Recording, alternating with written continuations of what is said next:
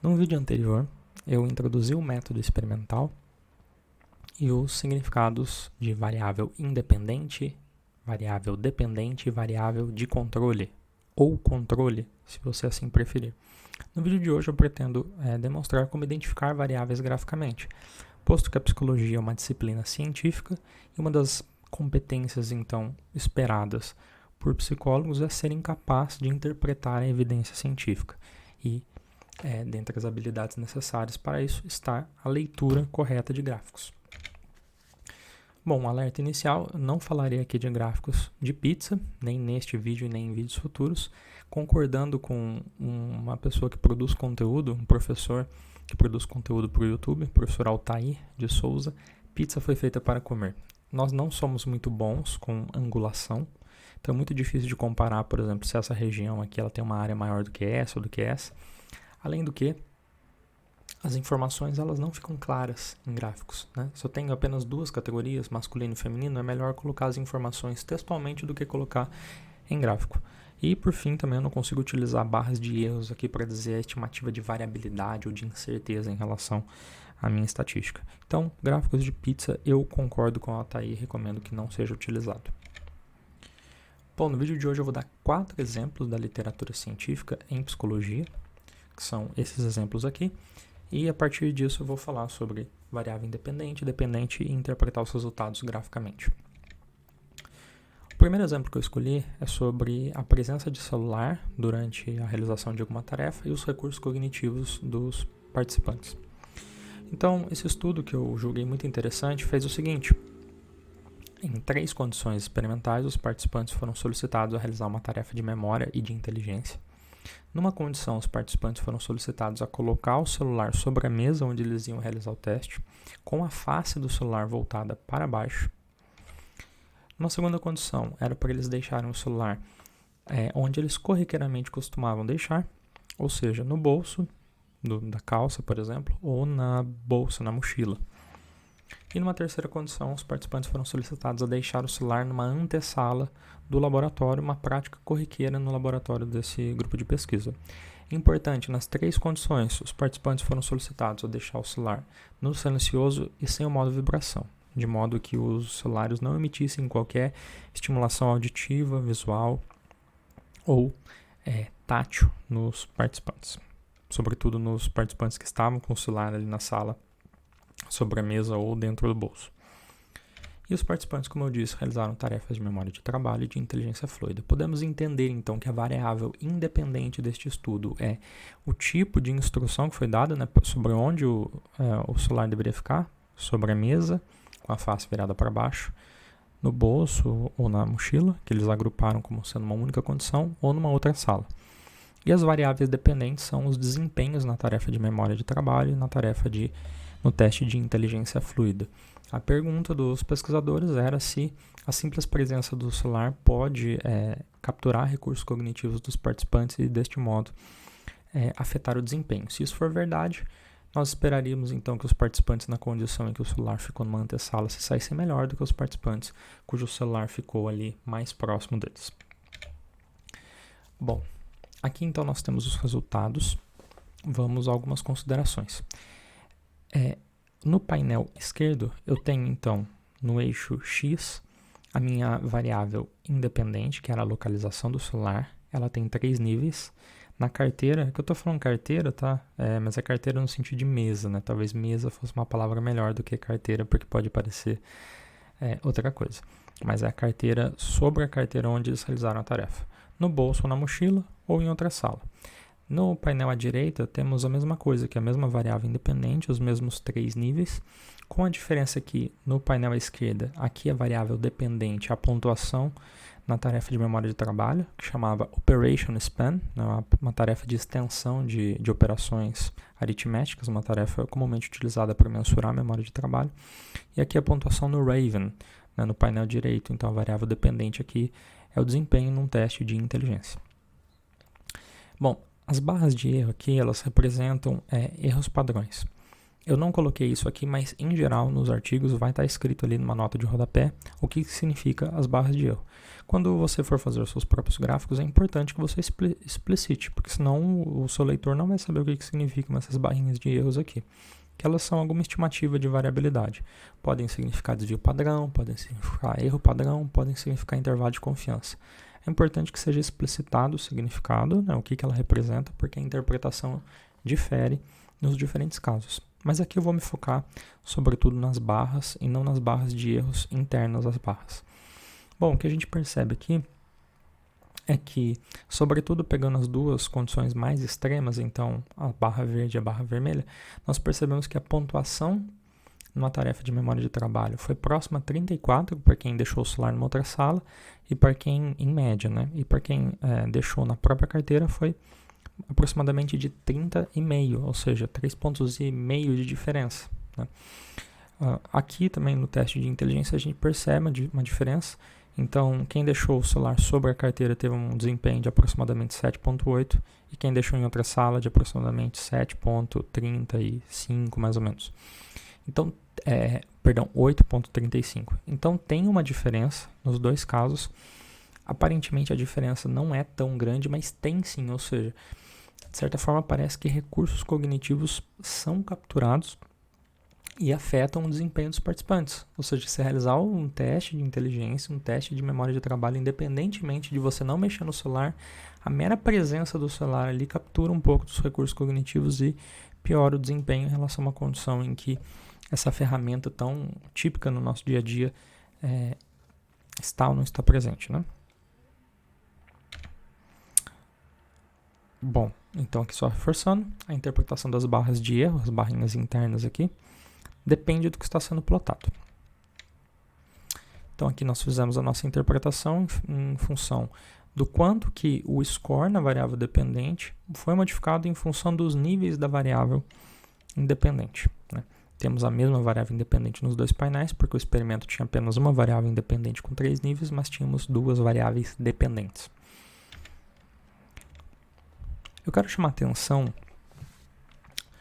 aproveitar esse exemplo para chamar a atenção sobre uma coisa muito interessante.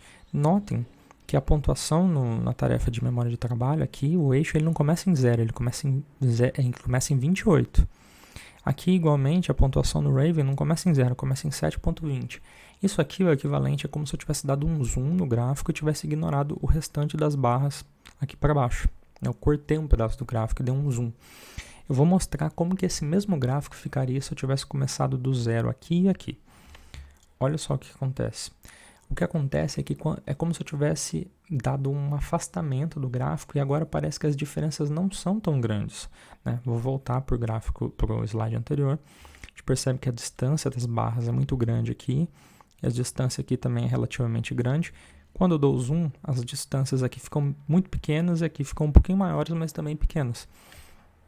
Então, às vezes um efeito pode parecer maior do que ele realmente é, como no slide anterior, simplesmente porque eu utilizei de um artifício aqui representacional para apresentar o meu gráfico. Então, a dica é sempre cheque os limites do eixo Y para interpretar, para saber se um efeito observado é grande ou não.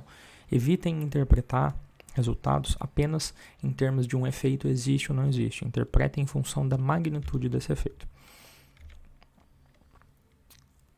O nosso segundo exemplo envolve algo já dito anteriormente sobre efeitos de expectativa do experimentador, num vídeo anterior que você pode acessar no card aqui do YouTube. Bom, já apresentei isso antes, foi um estudo com apenas 12 estudantes que cursavam psicologia experimental e estavam fazendo um treino ali com ratos. Os ratos tinham aproximadamente as mesmas características para cada estudante, 3 fêmeas e 2 machos por grupo, balanceados em termos de idade. E os ratos tinham que aprender a discriminar ali num labirinto em T, se eles deveriam seguir à esquerda ou à direita para receber um reforço, sendo que um dos lados ele estava sinalizado o chão com a cor cinza e o outro com a cor branca, e o rato ele deveria ficar sob o controle da cor dos braços e não do movimento virar à esquerda e virar à direita. E foi dito aos participantes, a 6 deles que os ratos que eles tinham eram burros. E para outros 6 participantes foi dito que os ratos que eles tinham eram brilhantes. O que na verdade os pesquisadores estavam investigando é se o fato dos participantes acharem que seus ratos eram burros ou brilhantes afetaria a aprendizagem desses ratos. E o que foi mensurado ali foi o desempenho, operacionalizado de 3 formas: o número de escolhas corretas que os ratos fizeram em média por dia, o número de tentativas sem resposta e o tempo médio em minutos necessário para fazer uma escolha correta. No artigo original, os autores não apresentam gráficos, eles apresentam só tabelas, mas eu estou reproduzindo as tabelas aqui e vou mostrar como que isso ficaria de forma gráfica. Então, as nossas 2 condições experimentais que eu falei anteriormente, de ratos brilhantes e burros, estão aqui. Tínhamos 6 participantes aqui, cada participante com 5 ratos, e cada dia representa o número de acertos médios que os 5 ratos daqueles 6 participantes teve. Então, por exemplo, no dia 1, dentre os participantes que tinham ratos supostamente brilhantes, houve 1,33 acertos em 10 tentativas, e dentre os participantes que tinham ratos burros, os ratos tiveram entre 0,73 de acerto. É importante lembrar que os ratos não eram brilhantes ou burros, né? Os ratos eles eram iguais. Os participantes que foram levados a acreditar que eles estavam trabalhando com ratos privilegiados ou não privilegiados intelectualmente.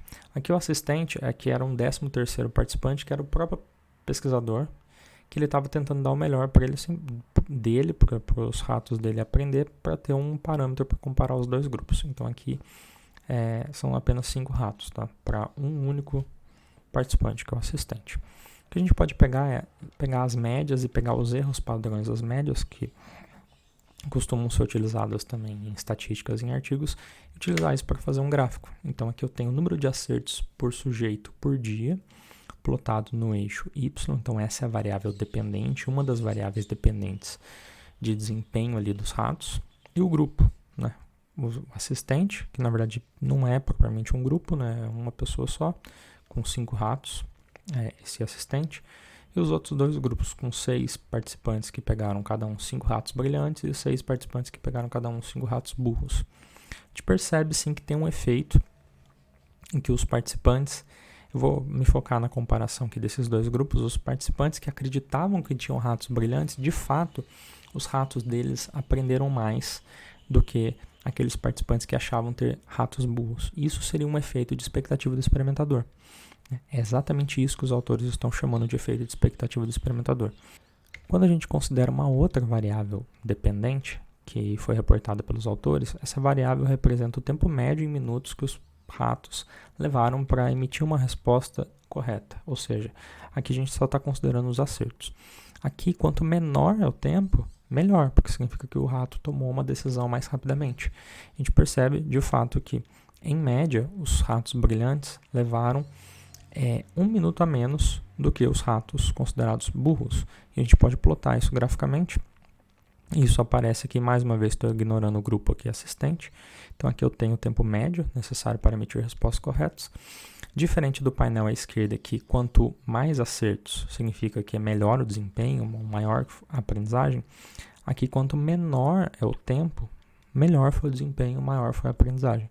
De fato, os ratos brilhantes tiveram um desempenho melhor no sentido de terem dado respostas corretas mais rapidamente do que os ratos burros, o que mais uma vez demonstra efeito de expectativa do experimentador. Nosso terceiro exemplo é baseado no efeito Stroop, pegando o estudo clássico mesmo do Stroop, conduzido em 1935. Então, eu vou falar de 2 experimentos do artigo original, na verdade ele conduziu 3, mas o experimento dele, diferente do que eu apresentei, a versão que eu apresentei em aulas anteriores, os participantes viam um conjunto de palavras. Numa condição, no experimento 1, eles tinham que ler as palavras. Então, assim, ignore as cores e leia o mais rápido que você puder e mais acuradamente possível. Então, o participante ia ler blue, green, red, purple e ia seguir. E numa outra condição, os participantes iam ler as mesmas palavras, só que agora todo na cor preta. Tá? E aqui é um conjunto de participantes, aqui é um outro conjunto de participantes. No experimento 2, a tarefa não era mais de ler palavras, agora era a nomeação de cores. Então os participantes iam ter que dizer o nome das cores aqui. né? Se fosse no português, o participante teria que dizer vermelho, azul, marrom, púrpura, ou roxo, né? E verde, né? E ter que falar uma sequência de outras cores aqui que viram depois. Numa outra condição, então essa é a condição de nomeação de cores em palavras. Essa é uma outra condição que era a nomeação de cores em quadrados, tá? Então são dois experimentos diferentes. Um de leitura de palavras, que eu tenho uma condição que é palavras coloridas e outra palavras preto, né? No fundo branco. E aqui no experimento 2, nomeação de cores, em que eu tenho que dizer o nome das cores em palavras ou dizer o nome das cores em quadrados. Mais uma vez, esse artigo não apresenta resultados graficamente, mas eu vou apresentá-los graficamente aqui. Então, eu coloquei tudo no mesmo gráfico, mas eu poderia ter colocado separado, ou seja, ter feito um gráfico só para o experimento 1 e um para o experimento 2. Para economizar espaço, eu fiz tudo junto. O que a gente percebe interpretando separadamente. Então, no experimento 1, eu tenho aqui palavras coloridas e palavras em preto, que essa é a minha variável independente com 2 níveis, que é o tipo de cor das palavras que o participante deveria ler, né? E a minha variável dependente era o tempo médio em segundos para a realização da tarefa. A gente percebe que muito próximo a 40 segundos as duas condições experimentais, e de fato o Stroop considera que ele não teve um efeito ali das palavras estarem coloridas ou em preto. Os participantes leem tão rapidamente as palavras, quer elas estejam coloridas ou em preto. No entanto, no experimento 2 é onde a gente encontra o grande efeito, que seria o efeito Stroop, né? O que a gente observa aqui? Aqui eu tenho uma variável independente, lembrando que aqui a tarefa é de nomeação das cores, né? E numa condição, as cores elas estão em palavras e na outra as cores estão em quadrados, né? Então tem palavras coloridas ou quadrados coloridos. O que a gente observa é que quando os participantes têm que nomear as cores de quadrados, eles levam um pouco mais de 60 segundos, 1 minuto. Quando eles têm que nomear palavras, e as palavras elas sempre são diferentes das cores que o participante tem que nomear. Nunca tem, por exemplo, a cor vermelha na palavra vermelha. Os participantes levam quase o dobro do tempo, levam aproximadamente 110 segundos. Então aqui você tem uma grande diferença na nomeação das cores quando existe uma incongruência, né? Que suporta muito daquilo que a gente entende no efeito Stroop, que existe ali uma incompatibilidade entre a nomeação e a leitura. E a leitura é um processo um tanto quanto automatizado, enquanto a nomeação não é. Então a interpretação seria essa. Ler palavras, quer coloridas, quer em preto e branco, ou melhor, quer em preto, não tem um efeito no tempo de realização da tarefa. No entanto, dizer o nome da cor em palavras coloridas é muito mais difícil, leva muito mais tempo do que dizer o nome da cor em quadrados coloridos. Por fim, o nosso último exemplo envolve uma situação de falsas memórias em que nós queremos ver se tem algum efeito do rótulo verbal numa pergunta e a resposta dos participantes numa questão sobre memória. Então, nesse estudo, os participantes viram uma cena de um acidente automobilístico. Esse estudo ele tem uma variável independente, que é o verbo que foi usado numa pergunta crítica após os participantes assistirem à cena que havia o acidente, e tinha ali vários níveis, né? Os verbos utilizados para descrever o acidente, né? Quando os carros se esmagaram, colidiram, chocaram, bateram, contataram. E a variável dependente era a velocidade estimada dos carros no momento da colisão. Então os participantes eles assistiam uma cena ali de uma colisão baseada em vídeos educativos de departamento de trânsito, e depois os participantes tinham que estimar nesse acidente qual era a velocidade que um dos carros estava quando ele bateu no outro. Então os verbos foram manipulados, né? O estudo foi conduzido em um país falante do inglês. Então aqui estão os verbos usados, aqui estão as minhas traduções, e as estimativas foram feitas em milhas por hora, né, que é tipicamente utilizado por eles. E de fato, houve um efeito aqui, que foi o seguinte: os participantes estimaram que a velocidade foi maior quando o verbo utilizado tem uma conotação mais grave em termos de colisão. Tipo, esmagaram, dá uma impressão de um contato físico mais intenso e mais violento do que contataram, ou do que simplesmente bateram. Então a gente teve um efeito aqui, a gente percebe, isso aqui é uma média de várias pessoas respondendo, então aqui uma diferença de quase 10 milhas, né? Então dá mais de 10 quilômetros certamente, aí dá uma diferença muito grande, o que mostra um efeito, e como a pergunta foi feita depois deles assistirem a mesma cena, isso é interpretado como um viés aí de como a pergunta é feita em termos de rótulo verbal e a memória dos participantes. Bom, por hoje é só. Nos próximos vídeos eu pretendo falar sobre experimentos com mais de uma VI, o que é efeito de interação e tipos de interação. Até o próximo vídeo.